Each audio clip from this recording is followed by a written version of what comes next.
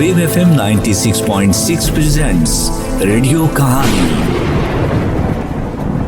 Radio कहानी में अब आप सुन सकेंगे बादशाह की 7 बेटियां। तरतीब और आवाज है फर्रुख शेख की।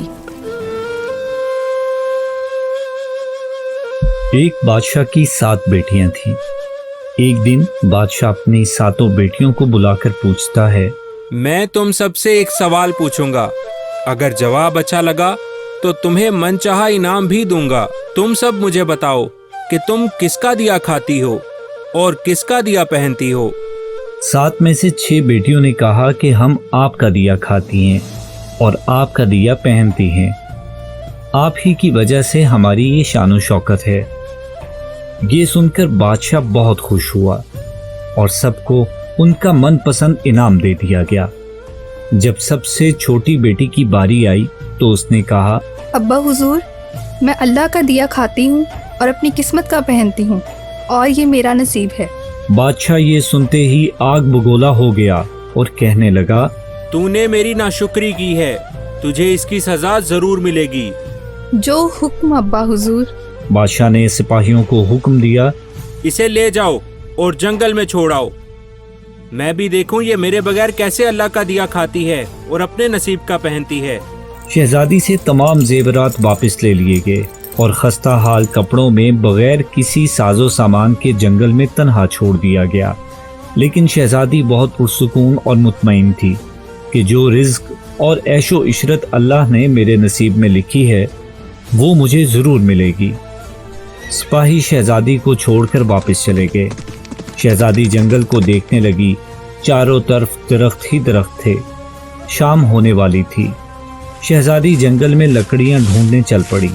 उसकी नज़र एक झोंपड़ी पर पड़ी जहां एक बकरी बंधी हुई थी और अंदर से खांसने की आवाज़ आ रही थी। जब वो झोंपड़ी के अंदर दाखिल हुई तो देखा कि एक बूढ़ा ज़ईफ चारपाई पर लेटा है और खांसते खांसते पानी पानी पुकार रहा है। शहजादी ने गिलास में पानी भरा और बूढ़े ज़ईफ को पानी पिलाया। बूढ़ा ज़ईफ शहजादी से पूछता है, बेटी तुम कौन हो और इतने बड़े जंगल में तुम अकेली क्या कर रही हो? शहजादी उसे पूरा किस्सा सुनाती है। बूढ़ा ज़ईफ कहता है, बेटा मैं शहर में काम करता हूँ। सुबह शहर चला जाऊँगा और 8 दिन के बाद वापस आऊँगा। तुम यहीं रहो। झोंपड़ी में खाने का सामान है और नदी पास ही है, तुम वहाँ से पानी भर लिया करना।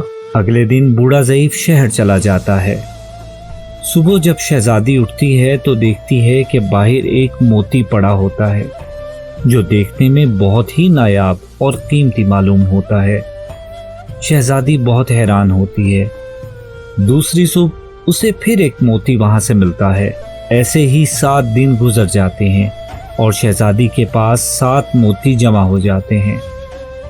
बूढ़ा ज़ईफ वापस आता है तो शहजादी उसे कीमती मोती दिखाती है और सारा वाकया बताती है और बूढ़े ज़ईफ को 3 मोती देकर कहती है कि शहर जाकर ये बेच दो और आते वक्त अपने साथ महल बनाने वाले मजदूर लेकर आना।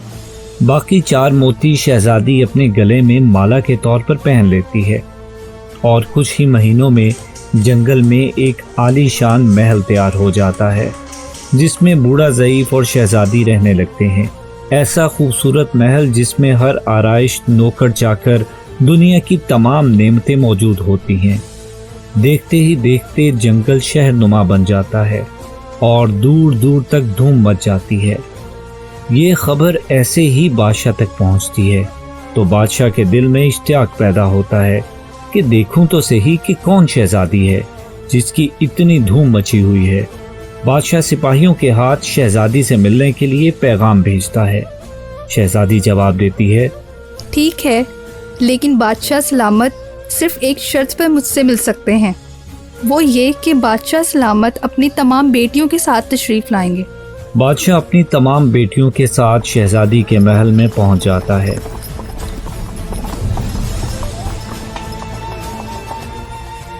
शहजादी इन सब से चेहरे पर नकाब करके मिलती है। महल की शानो शौकत, खूबसूरती और शहजादी का अंदाज बादशाह और बाकी तमाम शहजादियों को بہت حیران اور متاثر کرتا ہے۔ بہت ضبط کے بعد بادشاہ شہزادی سے کہتا ہے، دیکھو شہزادی، تم میری بیٹی کی جگہ پر ہو اور میں تمہارے کہنے پر اپنی تمام بیٹیوں کے ساتھ آیا ہوں، پھر یہ پردہ کس لیے؟ شہزادی اپنے چہرے سے نقاب ہٹاتی ہے تو بادشاہ اسے دیکھ کر ہکا بکا رہ جاتا ہے۔ شہزادی اسی ہمت اور اعتماد کے ساتھ بادشاہ سے کہتی ہے، ابا حضور، میں آج بھی اپنے اللہ کا دیا کھاتی ہوں اور اپنے نصیب کا پہنتی ہوں، اور اسی اللہ نے مجھے یہاں تک پہنچایا ہے۔ بادشاہ شہزادی کی بات سن کر بہت شرمندہ ہوتا ہے اور اللہ کے حضور اپنی ناشکری اور متکبر پن کی معافی مانگتا ہے۔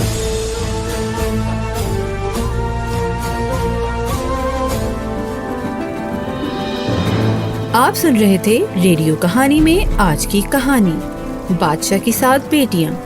مرکزی کرداروں میں شامل تھے مزمل اشرف، مناہل صفدر اور سلمان منیر۔ اس کہانی کو پروڈیوس کیا ہے فروخ شیخ، اسد فریدی، سلمان منیر اور ٹیم نے۔